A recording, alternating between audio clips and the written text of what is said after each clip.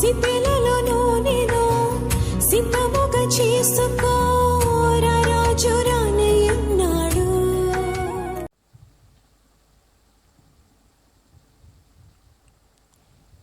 ఈరోజు వాక్య భాగంలో కీర్తనాకారుడు భక్తుడైనటువంటి దావీదు గారు వ్రాసినటువంటి కీర్తనను జ్ఞాపకం చేసుకుందాం. కీర్తన గ్రంథము 18వ కీర్తన కొన్ని వచనాలను జ్ఞాపకం చేసుకుందాం. ప్రియులారా, ఈ కీర్తన మీలో బైబిల్స్ ఉన్నవారు ఈ 18వ కీర్తనను తెరచి మీరు సిద్ధంగా చేసుకున్నట్లయితే మీ పరిశుద్ధ గ్రంథాలను ఈ కీర్తనలో నుండి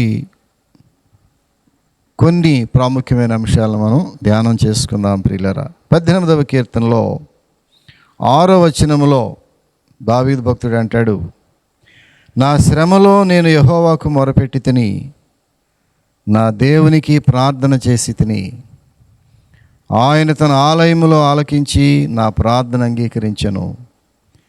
నా మొర్ర ఆయన సన్నిధిని చేరి ఆయన చెవుల జొచ్చెను. ప్రియులారా, ఇక్కడ చూసినట్లయితే ఆ యొక్క ఈ 18వ కీర్తనలో 7వ వచనము నుండి 15 వచనాలు కనుక మనం గమనించినట్లయితే, ఈ తుఫాను కొన్నిసార్లు అన్ని తుఫానులన్నీ కూడా నష్టపరిచే తుఫానులు ఏవి కాదని, అన్ని తుఫానులు చెడ్డ తుఫానులు కాదని, కొన్ని తుఫానులు మానవుల మేలు కొరకే జరుగుతాయనే ఒక చక్కని అంశాన్ని ఇక్కడ మనం పరిశుద్ధాత్మ దేవుడు దావీదు భక్తుల ద్వారా బయలుపరుస్తున్నాడు. ప్రియులారా, చూడండి దయచేసి.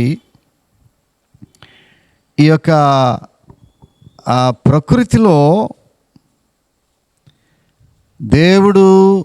దేవునికి మనం మొరపెట్టినప్పుడు హృదయపూర్వకంగా ప్రకృతి కూడా మనకు ఎన్నో విధాలుగా సహకరిస్తూ ఉంటుంది అనేదానికి ఉదాహరణ ఈ 18వ కీర్తన 7వ వచనం నుంచి 15 వచనాల వరకు.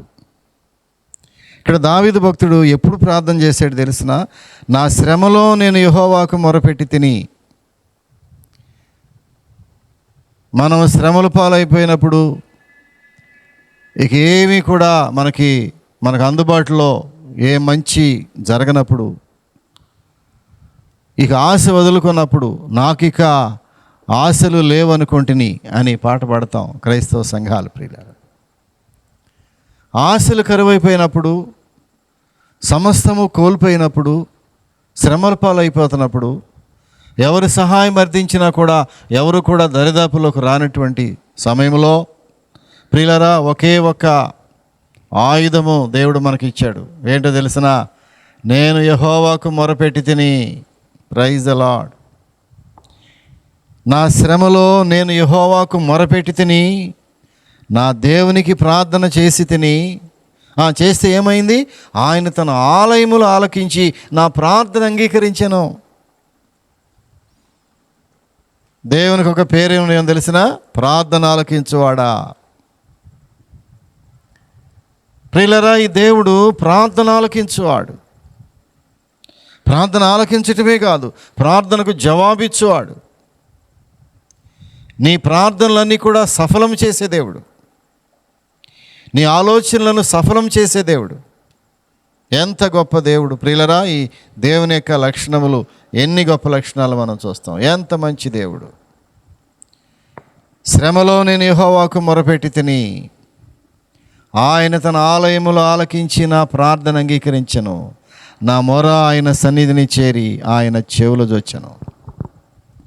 ఇక్కడ ఎందుకు ఈ 18వ కీర్తనను ప్రస్తావిస్తున్నానంటే ప్రియులారా, మనకు అర్థం అవటానికి, ప్రకృతిలో దేవుడు ఏదైనా మనకు సహాయం చేయాలనుకున్నప్పుడు, నీవు మొరపెట్టినప్పుడు తప్పకుండా దేవుడు సహాయం చేస్తాడు. ఆ సహాయం చేసే సమయంలో జాగ్రత్తగా ఈ వాక్య భాగాన్ని గమనించాలి. సహోదరులారా, ఈ వాక్య భాగం అర్థం చేసుకోవడానికి ప్రయత్నం చేయండి.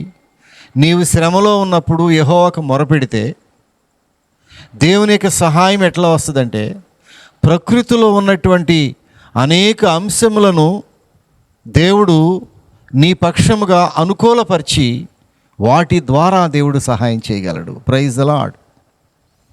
ఇక్కడ చూడండి, నా మొర్ర ఆయన సన్నిధిని చేరి ఆయన చెవులు జొచ్చెను, అప్పుడు భూమి కంపించెను, పర్వతముల పునాదులు వణికెను. ఓ ప్రియులరా, చూడండి, పునాదులు వణికిపోయినాయి, భూమి కంపించింది, అగ్ని వచ్చి పొగ పుట్టించి నిప్పు కణాలు రాజేసిందంటే చూడండి, నిప్పు కణములు రాజేసాను, వడగండ్లు మండుచున్న నిప్పులు రాలేను. 13వ వచనం చూడండి, యెహోవా ఆకాశమందు గర్జన చేశాను. ఎప్పుడు జరిగిందంటే నీవు యెహోవాకు మొరపెట్టినప్పుడు. నీకు ఎప్పుడైతే శ్రమ కలిగిందో నీవు చేయవలసిన ఒకే ఒక పని ఏంటంటే దేవునికి మొరపెట్టడం నేర్చుకోవాలి. అనేక సందర్భాల్లో ప్రియులరా, నేను సేవకురాలు కలిసి ఏ చిన్న సమస్య, ఏ చిన్న శ్రమ మాకు ఎదురైనా మేము నేర్చుకున్న ఒకే ఒక పాఠం ఏంటంటే, దైవజనుల దగ్గర నుంచి దేవుని సన్నిధిలోకి వెళ్ళి మొరపెట్టడమే నేర్చుకున్నాం. ప్రార్థించట వేరు, మొరపెట్టట వేరు. చాలామంది ప్రార్థన అనగా ఒక 2 ముక్కలు పొడిగా 2 మాటలు మాట్లాడి దేవునికి చెప్పేసానులే అనుకుని దాన్ని ముగించే సేవతలకు వస్తే దాన్ని ప్రార్థన అంటున్నాం. కానీ దావీదు భక్తుడు ఇక్కడ చేసిన ప్రార్థన ఏంటి తెలిసిన? శ్రమలో మొరపెట్టాడు. ఆయన మొరపెట్టడం నేర్చుకోవాలి. దేవుని సన్నిధిలో నీ బిడ్డలకు ఏదైనా శ్రమ కలిగినప్పుడు, నీ భార్యకో నీ భర్తకో ఏదైనా అనుకోని శ్రమ సంభవించినప్పుడు, నీ సంఘములో అనుకోని శ్రమ సంభవించినప్పుడు, ప్రియులారా, నీవు చేయవలసిన మొట్టమొదటి కర్తవ్యం ఏంటంటే యెహోవాకు మొరపెట్టుట. ఆయన దీనుల ప్రార్థన అంగీకరించే దేవుడు, దీనుల యొక్క మనసును చూచేటటువంటి దేవుడు. ఆయన హృదయమును చూసే దేవుడు, ఆయన పైరూపమును చూసే దేవుడు కాదు. దేవుడు అన్నాడు పైరూపాన్ని చూడడు. ప్రియులరా, నీవు నిజముగా మొరపెట్టినప్పుడు ఆయన నీకు సమీపంగా ఉన్నాడు. ఈ సమయంలో మనం నేర్చుకోవాల్సిన గొప్ప పాఠం ఏంటంటే, నీవెప్పుడైతే దేవుని సన్నిధిలో మొరపెట్టడం నేర్చుకున్నావో, ప్రకృతి నీకు అతి సమీపముగా దేవుడు సహాయం చేసే విధంగా ప్రకృతి కూడా నీకు సహకారం అందిస్తుంది. దానిలో భాగంగానే చూడండి, ఎప్పుడైతే దావీదు భక్తుడు యెహోవాకు మొరపెట్టడం ప్రారంభించాడో భూమి కంపించి అదిరెను, పర్వతముల పునాదులు వణికెను. చూడండి, ఆయన నోటి నుంచి అగ్ని వచ్చి దహించెను, నిప్పు కణములు రాజబెట్టెను. ప్రియులరా, ఎలా వచ్చాడంటే ఆయన చూడండి, ఆయన మేఘములను వంచి ఆయన వచ్చెను. మేఘము కూడా సహాయం చేసింది. దావీదు భక్తుడు తన శ్రమలో యెహోవాకు మొరపెట్టినప్పుడు మేఘము కూడా సహాయం చేసింది. మేఘము ఎక్కి దేవుడు ఎంత వేగముగా నీ ప్రార్థనకు వెంటనే జవాబిచ్చే దేవుడు. ఆయన నీ ప్రార్థనకు వెంటనే ప్రతిఫలం ఇచ్చే దేవుడు. ఆయన ఆకాశమును వంచి ఏమన్నాడు తెలిసిన? మేఘములను వంచి ఆయన వచ్చెను. 10వ వచనం చూస్తే కెరూబు మీద ఎక్కి ఆయన ఎగిరి వచ్చెను. టైం లేదు. నీ ప్రార్థన ఎంత బలమైందంటే, నీతిమంతుని ప్రార్థన బహుబలము కలదై ఉండును అన్నాడు. సహోదరుడా, సహోదరి, నీ ప్రార్థన బహుబలము కలిగిందమ్మా. ప్రార్థనలో శక్తి ఉన్నది, ప్రార్థనలో బలమున్నది. ప్రార్థన చేసే వ్యక్తి బలముగా ఉంటాడు. దేవుని సేవకులు గ్రహిస్తూ ఉంటారు, ఎవరు ప్రార్థన చేసే విధానంలో ఉన్నారో, ఎవరు ప్రార్థన జీవితంలో లేరో దైవ సేవకులు ఇట్టే కనిపెట్టేస్తారు సంఘములో. ప్రియులారా, చాలాసార్లు కొంతమందిని గమనిస్తూ ఉంటాను, ఈ సహోదరి ప్రార్థనలు తగ్గిపోయిందే, ఈ సహోదరుడు ప్రార్థన అసలు అంశమే లేదే, జీవితంలో ప్రార్థన వాతావరణం లేదే అని ఆ మనిషిని చూడగానే అతడు ప్రార్థన పరుడో కాదో, ఆమె ప్రార్థన పరులో కాదో ఇట్టే మనం పసిగట్టేయచ్చు. ప్రియులరా, నీవు నిజముగా యెహోవాకు మొరపెట్టినప్పుడు ఆయన ఎలా వస్తాడంటే చాలా స్పీడ్గా నీ ప్రార్థన, నీ కన్నీరు దేవుడు చూచి మౌనముగా ఉండలేడు ప్రియులారా, మౌనంగా ఉండలేడు. ప్రార్థన ఆలకించువాడు ఆయన తప్ప ఎవరున్నారు ఈ లోకంలో? మనకి మన మొర ఆలకించేవాడు ఎవరున్నారు మనకు? ఆయన తప్ప. ప్రార్థన ఆలకించువాడు, మన మొరలకు ప్రతిఫలం ఇచ్చేవాడు, ప్రార్థనకు జవాబిచ్చు దేవుడు. ఎలాంటి మంచి దేవుడు మనకున్నాడు సహోదరి సహోదరుడా. భయపడనక్కర్లేనటువంటి దేవుడు మనకున్నాడు. ఏ శ్రమలలో కూడా, ఏ పరిస్థితిలో కూడా, ఏ ప్రతికూల పరిస్థితిలో కూడా భయపడనటువంటి ఆత్మను దేవుడు మనకిచ్చాడు. ఇంద్రియ నిగ్రహముల ఆత్మనే కానీ పిరికితనమైన ఆత్మను దేవుడు మనకి ఇవ్వలేదు అన్నాడు భక్తుడి ప్రియులారా. మనము ధైర్యముగా, ఎందుచేతనంటే నీతిమంతుని ప్రార్థన బహుబలము కలది, బహుబలము కలది. నీతిమంతుని ప్రార్థన ఎంత బలము కలదంటే దుర్గములను సహితము పడద్రోయగలిగినటువంటి శక్తి కలిగింది నీతిమంతుని ప్రార్థన. ప్రార్థనలో ఎంత శక్తి ఉంది సహోదరుడా. చాలామంది ప్రార్థన జీవితాన్ని పోగొట్టుకొని ప్రార్థన సమయాన్ని వృధాగా గడిపేసి, ప్రియులారా బైబిల్లో చూసినట్లయితే ప్రార్థన దినమునకు 7 మార్లు ప్రార్థన చేసినట్లుగా దావీదు భక్తుని మనం చూస్తాం. దానియేలు భక్తుడు ప్రియులారా చెరపట్టబడినటువంటి ఆ బబులోను సామ్రాజ్యంలోనికి వెళ్ళి అన్యుల మధ్యలో దినమునకు 3 సార్లు యెరూషలేము వైపు తన కిటికీలు తెరిచి దినమునకు ఉదయము, మధ్యాహ్నము, సాయంకాలము ప్రార్థన బహుబలము కలిగింది. ఆ ప్రార్థన చేసినప్పుడు ప్రియులరా ప్రకృతి కూడా నీకు సహాయపడుతుంది, ప్రకృతి కూడా నీకు సహకారముగా నిలబడుతుంది ప్రియులారా. ప్రభు ఎట్లా వచ్చాడంట? మేఘములను వంచి వచ్చాడు, కెరూబుల మీద ఎక్కి వచ్చాడు, గాలి రెక్కల మీద ప్రత్యక్షమయ్యాడు. ఎంత ఆశ్చర్యకరమైన సంఘటన. ప్రకృతిని వాడుకున్నాడు దేవుడు. దావీదు భక్తుడు ప్రార్థన చేసినప్పుడు ప్రకృతిని వాడుకున్నాడు దేవుడు. వాడుకోవటమే కాదు ప్రియులరా, ఎలా చేశాడు చూడండి.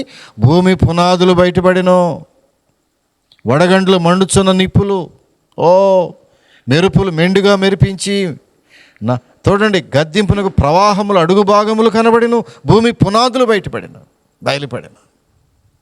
భూమి పునాదులు కూడా బయటకు వచ్చేటంతగా దావీదు భక్తుడు మొరపెట్టినప్పుడు ప్రియులరా భూమి కంపించింది, భూమి పునాదులు బయలుపడెను. చూడండి, ప్రవాహములు అడుగు భాగములు కనబడిను. ఎంత మొరపెట్టాడు ప్రియులరా.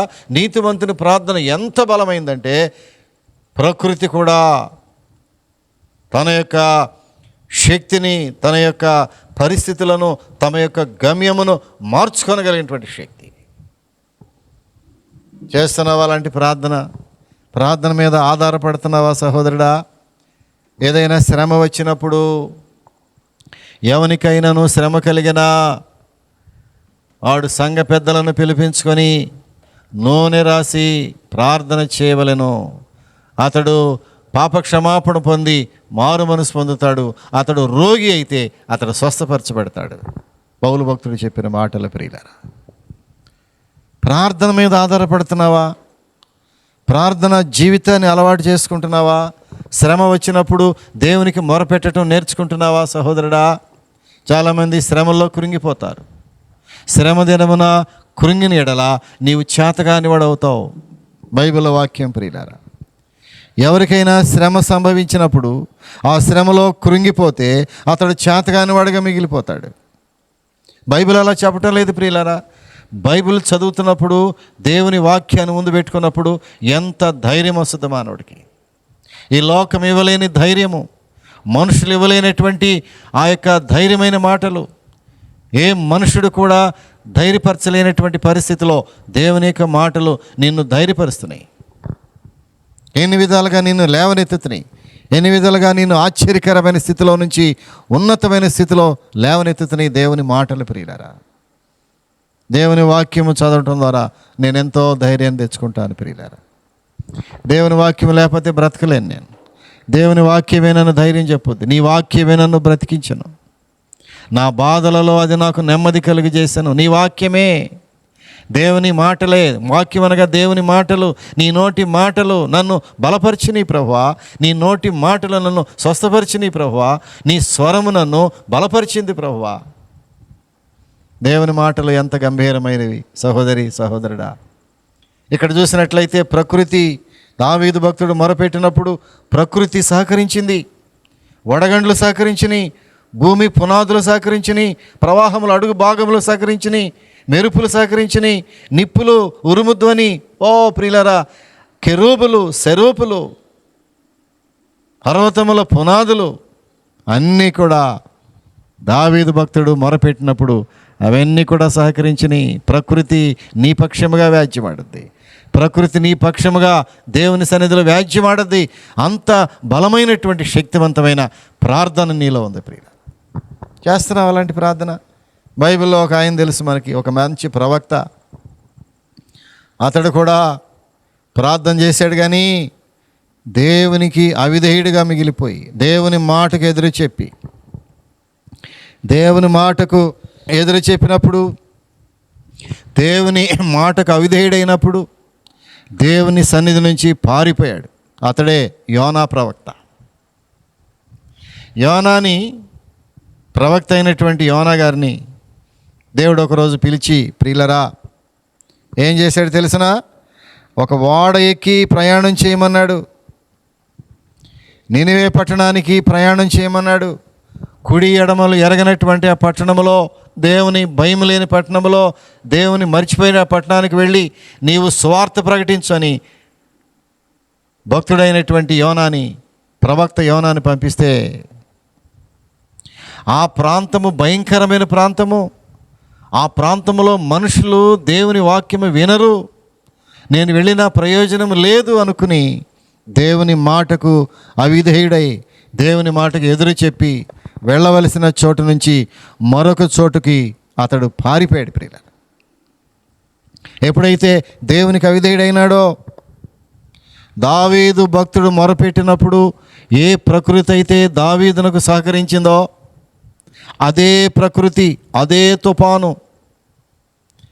యోనా గారికి సహకరించలేకుండే, యోనా గారికి సహకరించకపోగా యోనాకు వ్యతిరేకముగా ప్రకృతి లేచింది. యోనాకు వ్యతిరేకంగా ఆ సముద్రంలో ప్రయాణం చేస్తున్నటువంటి ఆ యొక్క ఓడ తుఫానులో చిక్కుపోనంతగా భయంకరమైన ప్రచండమైనటువంటి తుఫాను ఆ సముద్రపు అలల మధ్యలో అలాగా ఉద్భవించినప్పుడు ప్రకృతి యోనాకు వ్యతిరేకముగా పనిచేసింది. ఇక్కడ ఏ ప్రకృతి అయితే దావీదు భక్తునికి సహకరించిందో, ఆయన మొరపెట్టినప్పుడు దేవుని మాట విని దేవునికి విధేయుడై దేవుని సన్నిధిలో సాష్టాంగపడి, ప్రభువా నేను నీకే మొరపెడుతున్నాను, నా ఆపదలో నా శ్రమలో నేను నీకే మొరపెడుతున్నానని ప్రార్థన చేశాడో ఆ దావీదు భక్తునికి ప్రకృతి సహకరించింది. దేవునికి అవిధేయుడై దేవుని మాటను ధిక్కరించి వెళ్ళవన్న చోటుకి వెళ్లకుండా వేరొక చోటుకు ప్రయాణమై వెళుతున్నటువంటి ఈ ప్రవక్త అయినటువంటి యోనాకి ఆ ప్రకృతి చాలా వ్యతిరేకముగా పనిచేసింది. ప్రకృతికి తలవంచవలసి వచ్చింది. ఎప్పుడైతే తుఫాను సముద్రంలో రేగి అలలతో కొట్టబడిపోయిందో ఆ యోనా ప్రయాణం చేస్తున్నటువంటి ఓడ ప్రియులారా, అక్కడ యోనాని ఎత్తి నడి సముద్రంలో పడవేయాల్సినటువంటి దుస్థితి వచ్చేసింది. యోనాని ఎత్తి నడి సముద్రంలో ఎప్పుడైతే పడవేశారో అక్కడ సముద్రములో ఉన్న తిమింగలము, భయంకరమైనటువంటి చేప, చూడండి ప్రకృతి ఎంతగా వ్యతిరేకమైన కార్యం చేసిందో యోనా విషయంలో ప్రియులారా. ఆ ప్రకృతి తుఫాను చెలరేగి అలలు తీవ్రమై మహాసముద్రంలో ఓడ అల్లకల్లోలమైపోయి నావికులు కూడా భయపడిపోయారు. కారణం ఏంటంటే యోనా దేవునికి అవిధేయుడైపోయాడు, ప్రకృతి వ్యతిరేకంగా పనిచేసింది. కానీ దావీదు భక్తుడు దేవునికి ఎప్పుడైతే విధేయుడయ్యాడో ప్రకృతి అతనికి సహకరించింది. ఎంత సహకరించిందంటే ప్రియులరా, కెరూబులు సహకరించినాయి, ఆ రెక్కలు సహకరించినాయి, జలాంధకారము ఆకాశ మేఘములు సహకరించినాయి, చూడండి, ఉరుము ధ్వని సహకరించింది, వడగండ్లు మండుచున్న నిప్పులు సహకరించినాయి ప్రియులారా, మేఘములు సహకరించినాయి, నిప్పు కణములు సహకరించినాయి, అగ్ని దహించు అగ్ని సహకరించింది దావీదు భక్తునికి, భూమి కంపించి అదిరిపోయి సహకరించింది, పర్వతముల పునాదులు కదిలిపోయి దావీదు భక్తునికి సహకరించింది. ఎంత ఆశ్చర్యము, ఎంత ఆశ్చర్యం ప్రియులారా. నీవు నిజముగా దేవుని సన్నిధిలో తగ్గించుకుని దేవుని మాటకు అవిధేయుడు కాకుండా ఆయన మాటకు విధేయుడై, ప్రభువా నీ చిత్తానుసారముగా నేను చేస్తాను, నీ మాట చొప్పున చేస్తాను ప్రభువా అని ఎప్పుడైతే నీవు దేవునికి సరెండర్ అయిపోయి ప్రార్థన చేస్తావో, ఆ ప్రార్థన దేవుడు ఆలకించే సమయంలో ప్రకృతి యావత్తు నీకు సహకారముగా ఉంటుందని నీవు ఎట్టి పరిస్థితిలో మర్చిపోవద్దు సహోదరుడా. అదే ప్రకృతి దేవునికి అవిధేయుడైనటువంటి, దేవుని సన్నిధి నుంచి పారిపోతున్నటువంటి, దేవుని మాట విననటువంటి యోనాకి అదే ప్రకృతి ప్రతికూలముగా పనిచేసినప్పుడు యోనాని ఎత్తి సముద్రంలో పడేయాల్సి వచ్చింది. ఆ సముద్రంలో ఉన్నటువంటి మత్స్యము, ఆ తిమింగలము ఆ ప్రవక్త అయినటువంటి యోనాని అమాంతముగా మింగేసింది ప్రియులారా. చూడండి, ఇక్కడ మొరపెట్టుము నీకు ఉత్తరం ఇస్తాను. శ్రమలో చేయాల్సింది ఏంటో తెలిసిన, దేవునికి మొరపెట్టినప్పుడు ప్రియులారా ఏం జరిగిందో తెలిసిన, ఆ దేవునికి మొరపెట్టినప్పుడు ఆయన మొట్టమొదటిగా ఎక్కడొచ్చాడంటే ఆయన కెరూబుల మీద ఎక్కొచ్చాడు చాలా స్పీడ్గా. రెండవది గాలి రెక్కల మీద ప్రత్యక్షమయ్యాడు. నీ ప్రార్థన ఎప్పుడైతే దేవుని యొక్క చెవులకు గింగురమంట మారు మ్రోగిందో ప్రియులరా, ఉదయకాలపు ప్రార్థన దూపములే నీ సన్నిధికి చేరనిమ్ము ప్రభువా. దావీదు భక్తుడు ప్రార్థన చేశాడు ప్రియులరా, ఉదయకాలపు ప్రార్థన ధూపములే నీ సన్నిధి చేరని ప్రభువా. ఉదయకాలపు ప్రార్థన నీ సన్నిధిలో చేరితే నీవు ఎంత స్పీడ్గా స్పందిస్తావో ప్రభువా. ఎంత స్పీడ్గా స్పందించాడు తెలిసిన, గాలి రెక్కల మీద ప్రత్యక్షమయ్యాడు. ఎంత స్పీడ్గా త్వరగా బయలుదేరి వచ్చేసాడు దావీదు దగ్గరికి దేవుడు. ఆయన ప్రార్థన చేస్తూ ఉండగా గాలి రెక్కల మీద ప్రత్యక్షమై ప్రియులారా ఏమైందో తెలిసిన, అక్కడ కెరూబుల మీద ఎక్కి చూడండి ఆయన ఎగిరి వచ్చాడంట. ఎంత స్పీడ్గా ప్రియులారా. అదే చక్కని ప్రార్థన చేశాడు. నా శ్రమలో నేను యెహోవాకు మొరపెట్టి తిని, నా దేవునికి ప్రార్థన చేసి తిని, ఆయన తన ఆలయములో ఆలకించి నా ప్రార్థన అంగీకరించెను, నా మొర ఆయన సన్నిధిని చేరి ఆయన చెవులు జొచ్చెను. ప్రియులారా, ఎంత త్వరగా స్పందించే దేవుడు మనకున్నాడు, ఎంత త్వరగా స్పందించే దేవుడు మనకున్నాడు ప్రియులారా. ఎంత శ్రేష్టమైన దేవుడు మనకున్నాడు. కష్టాల్లో రక్షించే కృప కలిగినటువంటి దేవుడు. మన బిడ్డల కొరకు చేసిన ప్రార్థన, మన సంఘము కొరకు చేసిన ప్రార్థన, నీ ఆరోగ్యము కొరకు చేసేటటువంటి ప్రార్థన దేవుడు ఎంత స్పీడ్గా ఆలకించి ఎంత స్పీడ్గా తిరిగి బయలుదేరి వస్తున్నాడో, ఆ బయలుదేరి వచ్చేటప్పుడు ప్రకృతిని ప్రియులారా ఆయన ప్రకృతిని వాడుకుని ఎలా వచ్చాడు? గాలి రెక్కల మీద ఎలా వచ్చాడు? ఆయన కెరూబుల మీద ఎగిరి వచ్చేసాడంటే అంతే, ఆలస్యం చేయకుండా. ప్రియులారా, దేవుడు ఆలస్యం చేసే దేవుడు కాదు. దేవుడు తాత్సారం చేసి రోజులు గడిపేసే దేవుడు కాదు మన దేవుడు. ఆయన నీ ప్రార్థనకు సరైన సమయంలో, సరైనటువంటి స్థితిలో, సరైన విధానంలో చక్కని సమాధానం ఇచ్చే గొప్ప దేవుడు ఆయన. Praise the Lord. ఎంత మంచి దేవుడు మనకు దొరికాడు ప్రియులారా. భయపడనక్కర్లేని పిరికితనము లేనటువంటి ఆత్మను దేవుడు మనకిచ్చాడు, ధైర్యమైన ఆత్మను మనకిచ్చాడు. అందుకే దావీదు భక్తుడు ఆయన చేసినటువంటి ప్రార్థన ఈ 18వ కీర్తనలో ప్రియులారా ఏ అంశంతో ప్రారంభించాడో తెలిసిన, యెహోవా నా బలమా. దేవుణ్ణి అంటున్నాడయ్యా, దేవుణ్ణి ఏమని సంబోధిస్తున్నాడు? ఆయన పేరేం పెట్టాడు? నా బలమా. కొంతమందికి వారి ఆస్తి వారి బలము, కొంతమందికి వారి బంగారం వారి బలము, కొంతమందికి వారికి ఉన్నటువంటి పదవులు వారికి బలము, కొంతమందికి వారికి ఉన్న బ్యాక్గ్రౌండ్ వారికి బలము, కొంతమందికి వారికి ఉన్నటువంటి ఈ లోకస్తులుగా కులము వారికి బలము కావచ్చునేమో, కొంతమందికి వారి ఉద్యోగము బలము, వారి వ్యాపారం బలము కావచ్చు. కానీ బైబిల్ అలా మాట్లాడలేదు ప్రియులరా. దావీదు భక్తుడు మాట్లాడుతున్నాడు, యెహోవా నా బలమా, నా బలము అంటలేదు, నా బలమా అని ఒక అర్థధ్వని దేవునికి పేరు పెట్టి పిలుస్తున్నాడు ప్రియులరా. యెహోవా నా బలమా.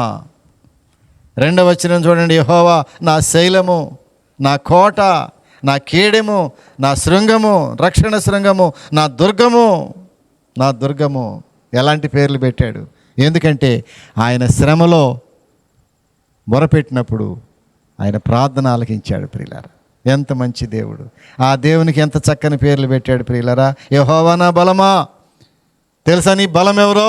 నీ దేవుడే నీ బలము, నీ దేవుడు నీ శైలము, నీ దేవుడు నీ కోట, నీ దేవుడు నీ కేడెము, నీ దేవుడు నీ రక్షణ శృంగము.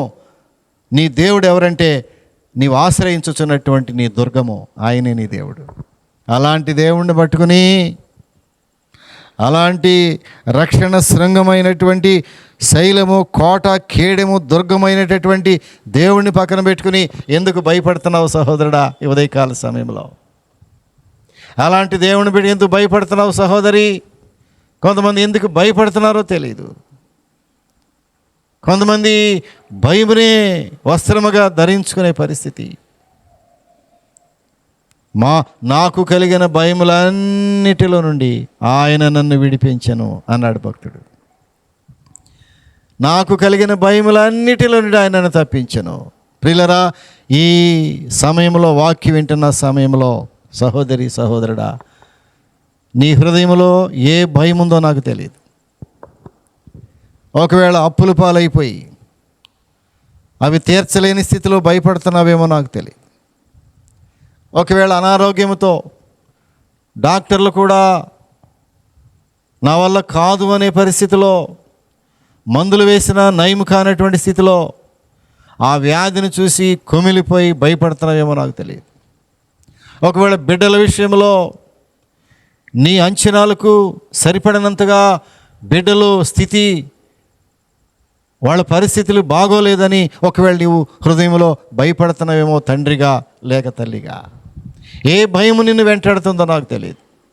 ప్రియులారా, ఇక్కడ చూస్తే దావీదు భక్తుడు మాట్లాడుతున్నాడు, యెహోవా నా బలము. ఎందుకో తెలిసిన ఆయన ప్రార్థన బలము కలిగిందయింది.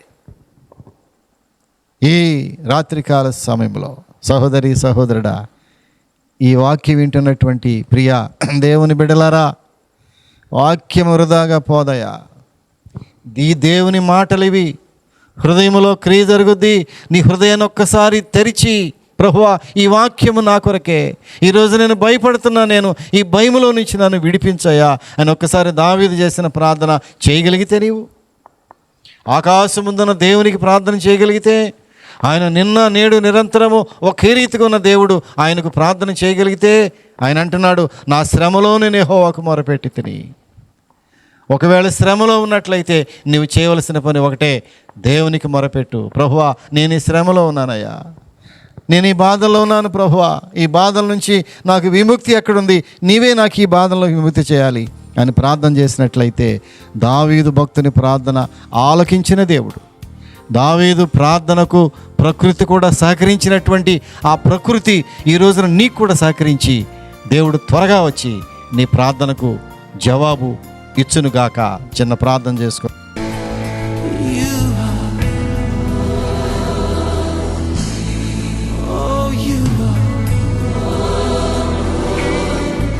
పరిశుద్ధుడా, ప్రేమ కలిగిన స్వామి, నీ పరిశుద్ధ పాదాలకు వందనాలు. బిడ్డలు ఎంతో ఆసక్తితో ఈ చిన్న వాక్యాన్ని ఆలకించారు ప్రభువా. దావీదు భక్తుడు చేసిన ప్రార్థన నీవు ఆలకించావు. నేను శ్రమలో యెహోవాకు మొరపెట్టి తిని, ఆయన తన ఆలయములో ఆలకించిన ప్రార్థన అంగీకరించాను. నా మొర ఆయన సన్నిధిని చేరి ఆయన చెవులు జొచ్చాను అని ఎంత సంతోషంగా కీర్తన రాశాడు ప్రభువా. యెహోవా నా బలమా అన్నాడు, నా కోట, నా శైలము, నా దుర్గం అన్నాడు ప్రభువా. అలాంటి ధైర్యాన్ని మా బిడ్డలకు దయచేయండి. ఏ భయములతో ఉన్నారో ప్రతి భయం నుంచి, ప్రతి ఆందోళన నుంచి, ప్రతి పిరికితనము నుంచి యేసు నామములో వారి కొరకు రాత్రి ప్రార్థన చేస్తున్నాను. వారి భయములు అన్నిటిని తొలగించి ధైర్యపరచండి.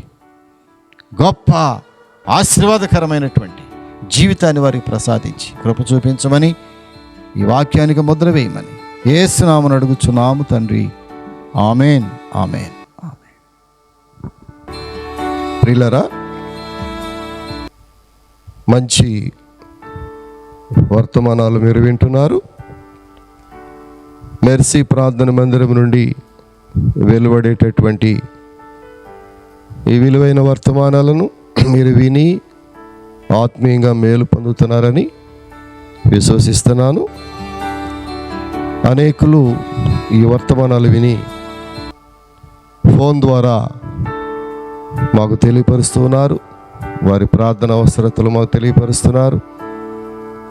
వారు ఆత్మీయంగా మేలు పొందుతున్న విధానాన్ని కూడా వారు ఫోన్ కాల్స్ ద్వారా నాతో నేరుగా మాట్లాడుతున్నారు. ప్రియులారా, మీలో ఎవరైనా మమ్మలను సంప్రదించాలని ఆశపడినట్లయితే మా అడ్రస్ ఒకసారి చెప్పడానికి ప్రయత్నం చేస్తున్నాను. మెర్సీ ప్రార్థన మందిరము, డోర్ నంబర్ 3-62/2, డ్రైవర్స్ నగర్, కొత్త బైపాస్ రోడ్, గుడివాడ. మా అడ్రస్ మరొకసారి, pastor reverend doctor KJ Victor Paul, Mercy ప్రార్థన మందిరము, డోర్ నంబర్ 3-62/2, డ్రైవర్స్ నగర్, కొత్త బైపాస్ రోడ్, గుడివాడ. మమ్మలను సంప్రదించవలసిన ఫోన్ నంబర్లు 9398632944,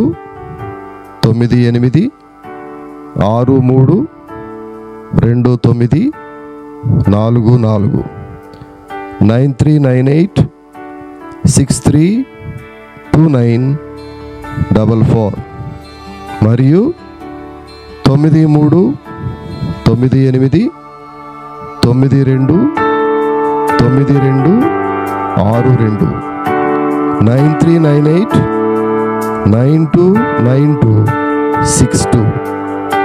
దయచేసి మీ ప్రార్థన అవసరతలు మాకు తెలియచేయండి. మేము మీ కొరకు ప్రార్థన చేస్తాం.